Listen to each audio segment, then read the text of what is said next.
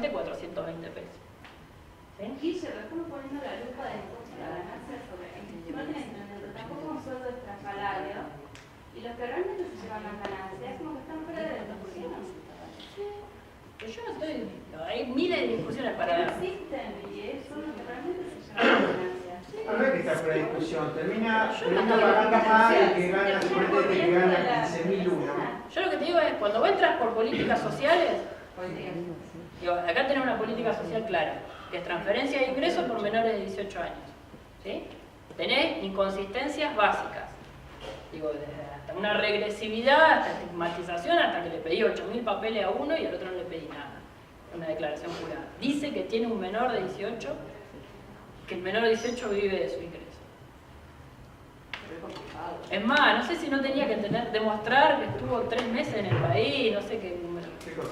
Para hacer la deducción por carga de Es requisito familia. que haya recibido No, 6 Que meses. haya recibido del 6 país. meses, ni siquiera todo el Está año. tomado otro, porque los municipales no cobramos asignación de cosas, ¿no? Nosotros es de base a otra cosa. Está bien, pero Tomaste justo yo agarré 3 sueldos, digo, Sí, no, porque está son bien, pero- sueldos que tengo acceso y que uno puede decir, bueno, cobran esto y que más o menos representa El alguna otro día escala. vi, a ver si decía que el que cobraba 15.000 pesos ahora, terminaba pagando mucho más del que cobraba más, suponete que cobraba 30 o 40.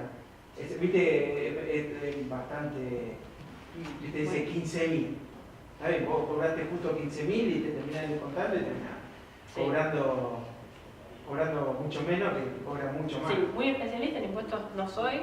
lo No, reconozco. eso es lo que hablaba. Ese cuadro es Política social. el planteo de universalizar la asignación por hijo no es una cuestión No es una locura.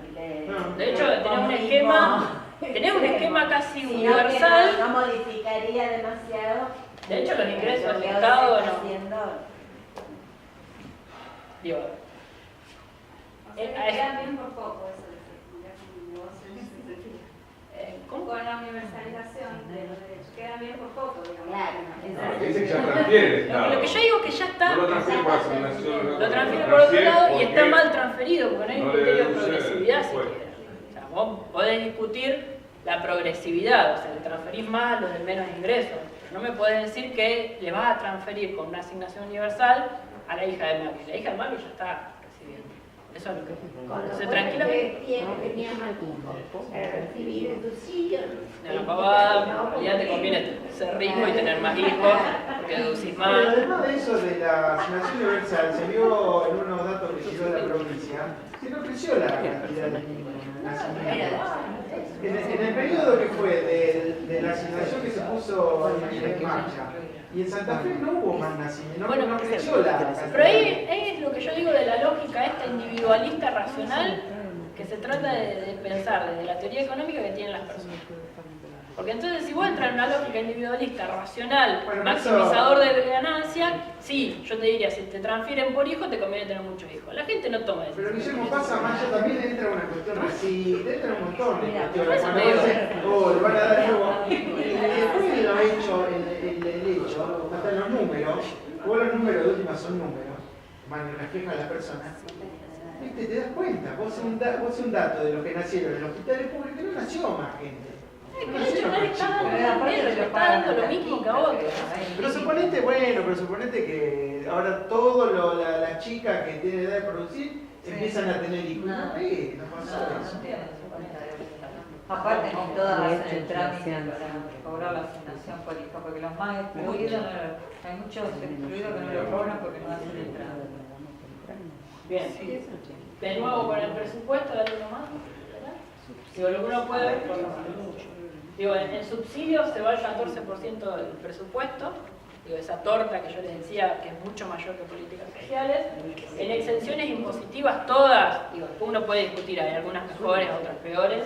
Digo, la torta que pierde de recaudar el Estado es casi un 10% del presupuesto. ¿Cuánto? Casi un 10%. Hay distintas exenciones, digo, no todas son Eso automáticamente. que no cobran, lo que no cobran. Eso es sectores que no pagan impuestos. Por ejemplo, la promoción minera, ¿sí?, le implicaría al Estado un 14% más de recursos, si no existiera. ¿Sí? Y en subsidios al sector industrial se gasta un 0,11. Entonces, digamos, lo que quiero decir es que lo que pierde el Estado con esa promoción minera es más que lo que le está subsidiando a la industria. Digo, ahí es donde uno empieza a ver también ganadores y perdedores. El apoyo del kirchnerismo a la minería, un correlato con pocos recursos al sector industrial. De hecho, al sector industrial se lo subsidia menos que al sector agroalimentario. Cosas así. Digo, esta discusión de cómo nos reindustrializamos, cómo recuperamos. Bien, pasa. En términos de reforma tributaria, esto es todo del costado distributivo, digo, abriendo, si uno pudiera abrir en dos la cuestión, del lado distributivo, cuestiones de reforma tributaria pendiente, digo, reducción del IVA a los sectores de menores ingresos, ¿sí? Es decir, bajar el 21% de impuesto al valor agregado. Hay un debate interesante que es si por baja de productos, es decir, le bajo el IVA a los productos de la canasta básica o si reintegro IVA. Yo ahí soy de la idea de que la baja por productos no es el mejor camino. Creo que lo más fácil es reintegrar IVA. Digo, o sea, si vos tenés gente que compra bienes, leche, con la tarjeta de la asignación universal, le podés reintegrar el IVA a esa persona que compró con la tarjeta de la asignación universal. Porque si no terminás con estos juegos de le bajo el IVA a toda la leche, ¿y quién beneficia? ¿Quién es el que más leche consume? ¿Quiénes acceden a la leche? Digo, me parece que una forma de que tenga un sesgo redistributivo esa baja del IVA es el reintegro. ¿Sí? Digo, hay un nivel de bancarización importante, de hecho, si hasta te reintegran dinero por haber comprado con la de débito, vas a tender a ir a los lugares con mayor, digo, también incentiva la formalidad. Y otra cuestión, si yo bajo el IVA de la leche del 21 al 10%, ¿sí? Y en el medio la Serenísima aumenta los precios, uno no sabe a dónde terminó ese aumento, esa baja del IVA, digo. ¿El supuesto cuál es? Si hoy el litro de leche vale $1 porque tiene 21 centavos de IVA y bajo ese IVA a 10 centavos, o lo bajo 10 centavos, el precio de la leche debería bajar 10 centavos. En el medio de un proceso inflacionario es imposible controlar eso. Además de que, aún si no lo baja la Serenísima, ¿qué haces? Dejar de consumir la leche. ¿Qué opción tenés real? Tendría que el Estado controlar que bajen el IVA, pero que no aumenten los precios, digo, un esquema de controles que no tiene sentido. Directamente reintegrás a aquello que definiste con algún criterio. Me parece mucho más sencillo, mucho más práctico. Además de que fomentar formalidad. Y la creación de esto, viste, el mercado, no me acuerdo cuál era, el mercado social, así, con donde el Estado pone el precio, como es, bueno, acá el mercado productor de Buenos Aires, bueno, acá no llega. Bueno, como hizo Venezuela también. Es como un planteo que podría resolver esto. A mí no lo conozco bien. Por eso te pregunto si podría resolver. Sí, yo voy a una cuestión más de como alguien que ponga así, bueno, vos sabés que acá va a estar los precios más o menos serios, como que compite, no sé si compita, no sé si el Estado contra el privado que pone el precio, pero... Yo lo que voy es a una cuestión de que los pobres pagan muchísimo de IVA, porque consumís todo y pagas el 21% de ese todo. Digo, la asignación universal es $300, 21% fue IVA. En realidad la asignación es el monto menos un 21%. Si vos no ahorrás ese dinero, no pagás el 21%.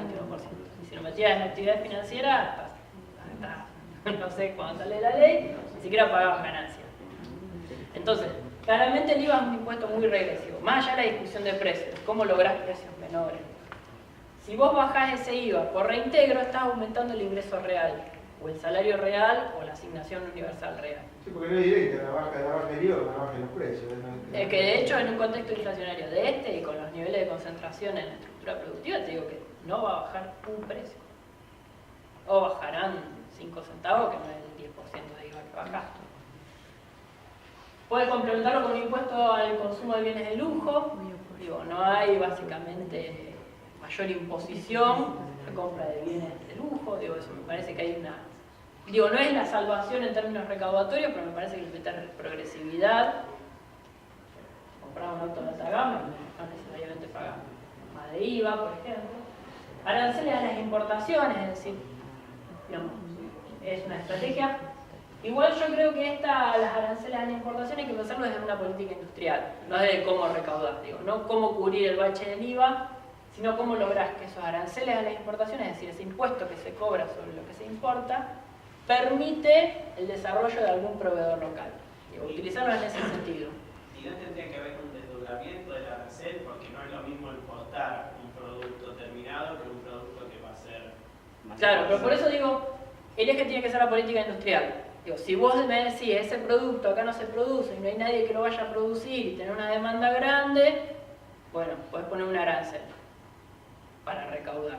Ahora, si vos tenés un producto que lo produce un local y que si no le subís el arancel, ese local no va a poder producirlo, no va a poder competir con el extranjero, ahí me parece que tenés que subir el arancel. Pero digo, enfocarlo desde la política industrial, no desde cuánto recaudo. En Siempre debe ser diferenciado, claro. esa política industrial hay un eslabón que es la importación de productos para la producción de productos acá, digamos. Es un tercer eslabón que yo diga que tiene que tener un arancel.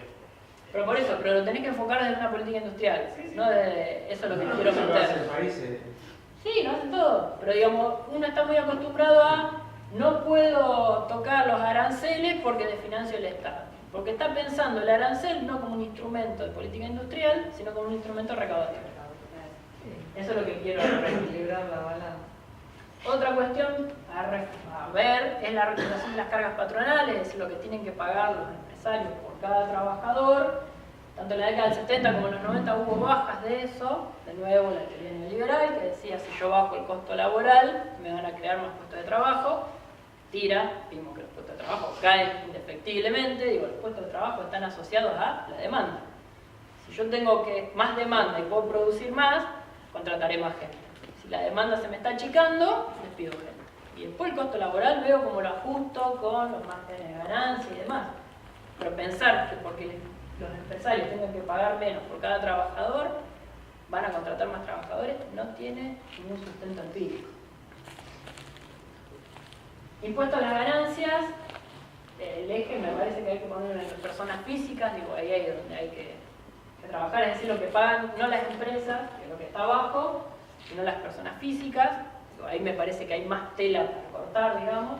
Toda esta discusión del nombre, es decir, el salario es ganancia, me parece que es una discusión totalmente arcaica. Digo, los trabajadores de ingresos altos tienen que pagar impuestos a las ganancias. Está bien, pero Después definimos cuál es el ingreso alto. Ahí hay una discusión. Bueno, pero si yo te digo el salario no es ganancia, entro en una contradicción profunda. Digo, esa persona no tiene que pagar impuesto a la ganancia. no, yo digo que... ¿El impuesto al trabajo hay que derogarlo? Es un trabajador. De hecho, lo pueden echar. Escala, me parece que ahí la discusión que hay que dar son las escalas. Digo, para mí los trabajadores de ingresos altos tienen que pagar impuestos a las ganancias, a los ingresos altos, al nombre que les pongan. Bueno, ahí es donde hay que dar la discusión. A ver, bueno, pues vamos a ver, traje algo, pero bueno. Digo, me parece que es una discusión secundaria. O sea, porque el ingreso alto de hoy no es el ingreso alto del año que viene, porque te van a cambiar los salarios. Digo, hay un tema de escalas, digo, que me parece que también hay que trabajar. Digo, cuando uno entra con esta eliminación, con este aumento mínimo imponible, también pasa eso, que cuando uno entra a pagar impuestos a ganancias, entra con...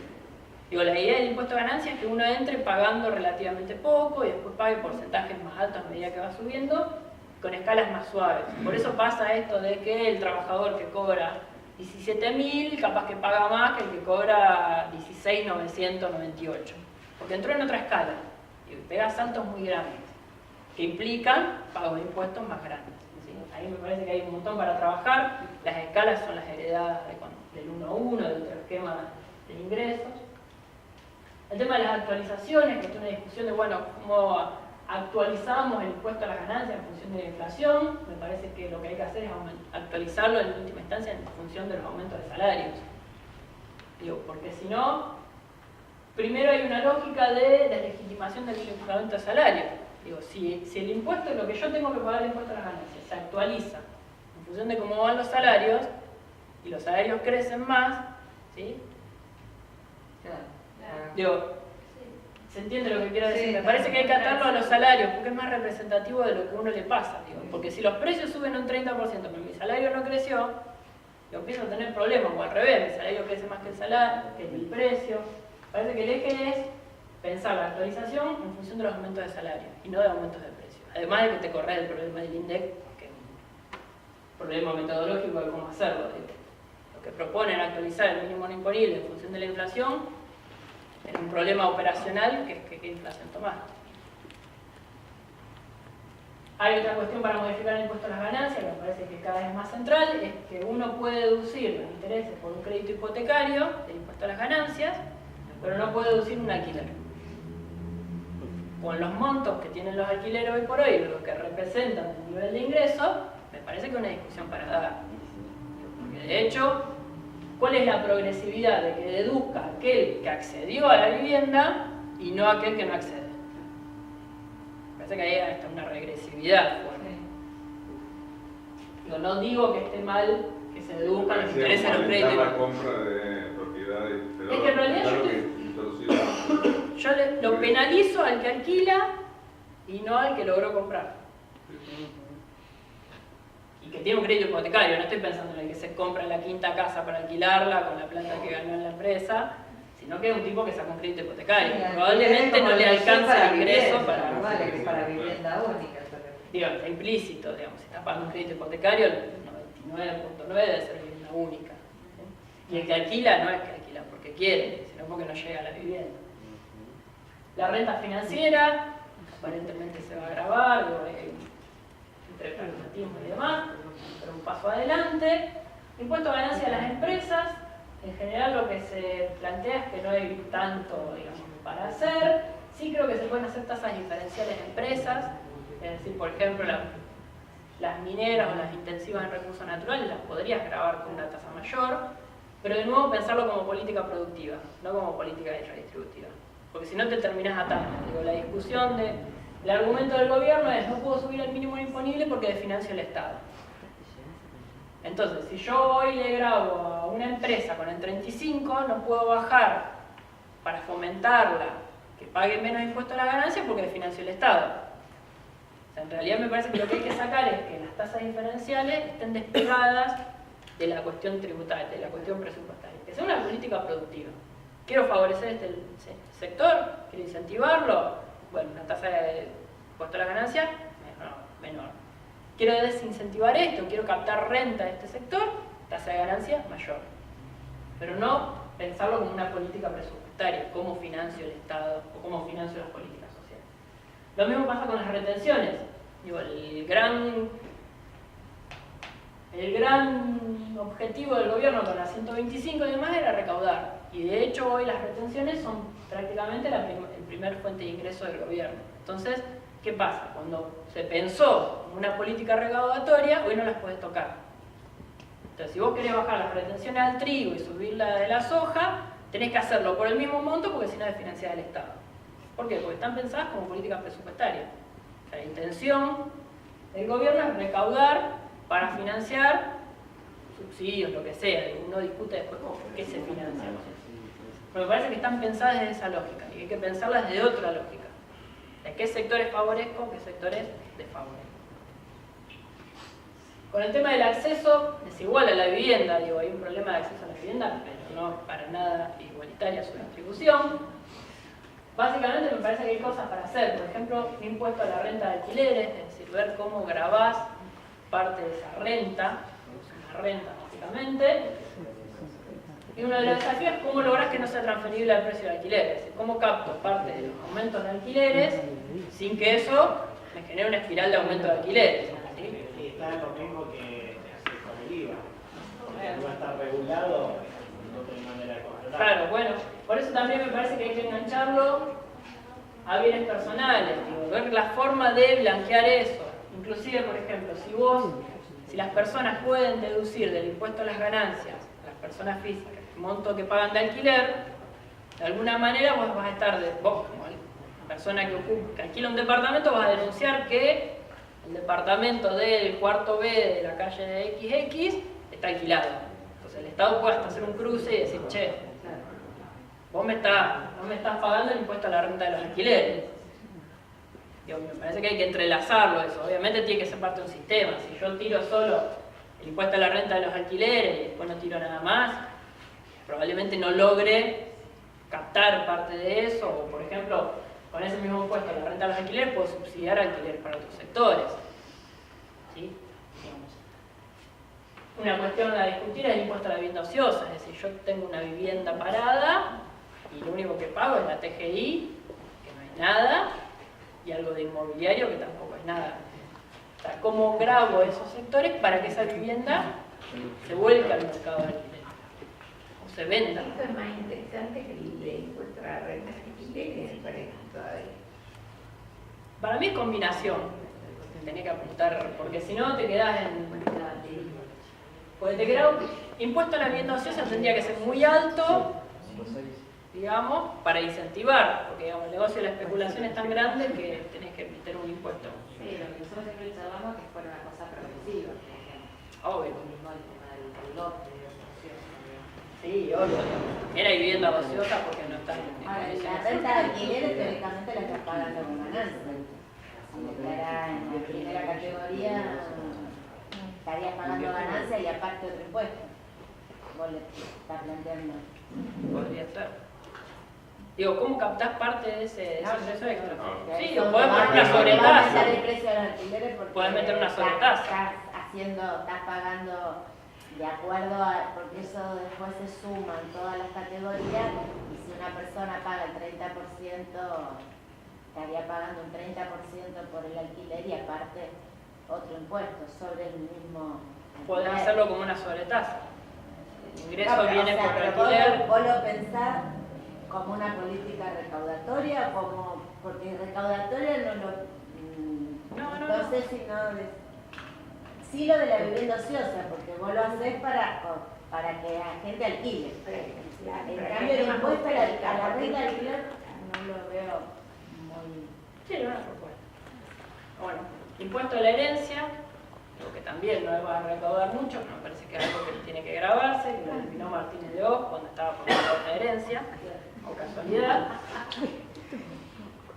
Impuesto a los bienes personales también hay para trabajar, digo, el tema de las viviendas, de que están desactualizados los precios, entonces si bien el monto está en 305.000 pesos, que en realidad en términos de dólares no es tanto, pero en realidad como las evaluaciones son las evaluaciones fiscales, nadie paga impuestos a los bienes personales por la vivienda, Ahí hay un problema de desigualdad grande, que si uno compra un departamento monoambiente ahora, lo compra a un valor actualizado y ya paga impuestos, paga bienes personales, y a lo mejor alguien tiene una casa, un country, que no, country no conocí tiempo, una casa que la compró hace más de 90. En los 90 los valores son irrisorios y va por la evaluación fiscal, entonces paga más a alguien que tiene o sea, no hay una relación,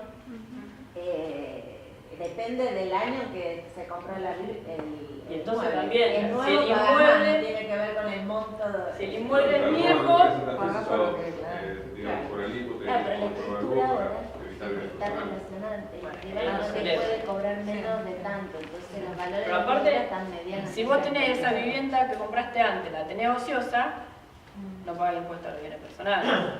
Si el valor estuviera actualizado, digo, me impuesto a la vivienda ociosa y podría estar pagando más impuestos a los bienes personales.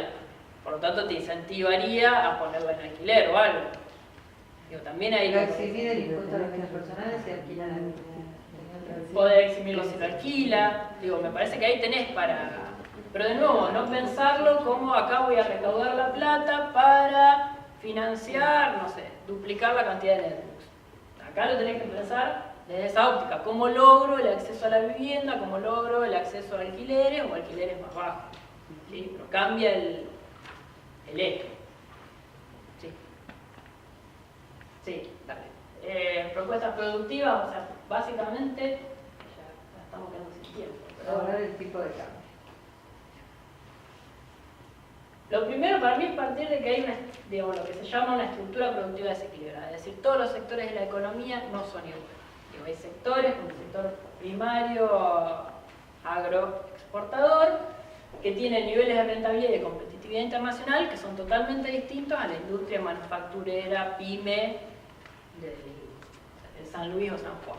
Digo, hay como una estructura productiva que es totalmente distinta. Entonces yo no puedo, si tengo una heterogeneidad estructural tan grande en términos productivos, no puede ir con políticas generales. Es decir, el tipo de cambio alto va a beneficiar a uno y va a perjudicar a otro, el tipo de cambio bajo va a beneficiar y perjudicar distintos actores sociales. Entonces, en esta discusión de qué hacemos con el dólar o el tipo de cambio, me parece que algo a lo que se intenta avanzar desde el kirchnerismo, tiene sus restricciones obviamente, me parece que es el tema del tipo de cambio diferencial. O sea, necesitas dólares, digamos, a distinto precio para distintos sectores. ¿Sí? Eso está claro, digo, si aumentamos el tipo de cambio para todos por igual, vamos a profundizar esas asimetrías productivas. Entonces me parece que ahí hay que jugar mucho con aranceles, retenciones y reintegros, ¿sí? Es decir, cómo, digo, las retenciones pueden funcionar en este sentido, digo, cómo logro que la rentabilidad de una producción agropecuaria sea un poco menor, ¿sí? Manteniendo un tipo de cambio favorable a la industria, pero que no favorezca más al sector agropecuario. Digo, ¿cómo juego con esas rentabilidades a partir del tipo de cambio? Y por eso, de nuevo, aranceles y retenciones, reintegro, que son las herramientas, pero de nuevo, como políticas cambiarias y productivas. Digo, acá las retenciones o los aranceles están pensados como recaudo o como financio de determinadas políticas. ¿Sí? Me parece que hay que desligarlo de eso. Eso me parece que es como el eje que quiero plantear. Y ahí digo, evitar la bipolaridad cambiaria. Una cosa que ¿Qué es la bipolaridad? Digo, porque hay todo un problema. A ver, ¿qué hacemos con el dólar? Sí, un poco. ¿Qué hacemos con el dólar? Entonces, una propuesta es, bueno, tenés que aumentar el dólar. El dólar está muy barato, subí el dólar. Entonces, ¿qué hago con eso? Digo, transfiero ingresos. ¿Sí? Básicamente, si yo hago una devaluación, ¿qué pasa? El sector agropecuario tiene mayores márgenes de rentabilidad porque vende a un precio en dólares que es igual, pero recibe más pesos. ¿Sí? Sector industrial puede llegar a alguno a sustituir importaciones, pero en menor medida que lo que va a crecer el sector agropecuario, ¿sí? La rentabilidad del sector agropecuario. A su vez, eso seguramente se traslada a precios, ¿sí? Entonces, probablemente lo que tenga es salarios reales en dólares más bajos y con inflación.